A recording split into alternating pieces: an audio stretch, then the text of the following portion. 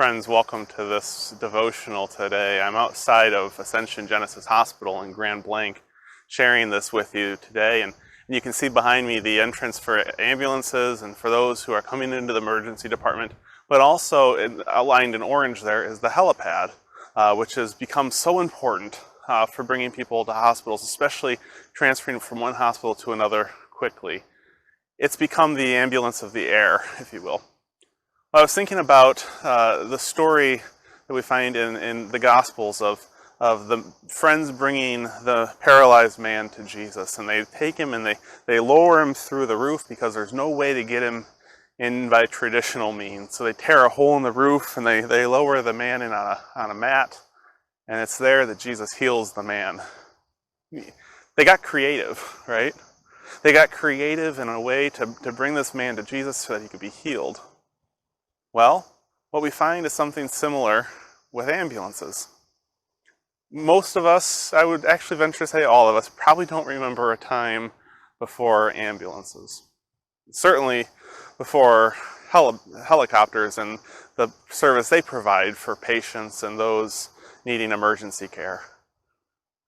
But there was a time when we didn't have ambulances, when we really didn't have hospitals as a space where you could go to get better. And so we had to get creative.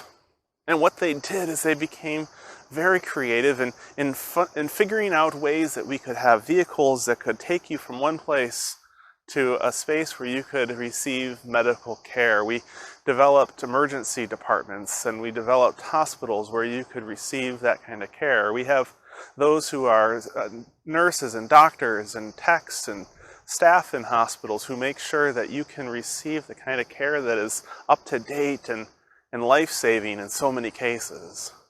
We have scientists who are behind the scenes working on cures to things that years ago would have been simply life-ending and now can be saved.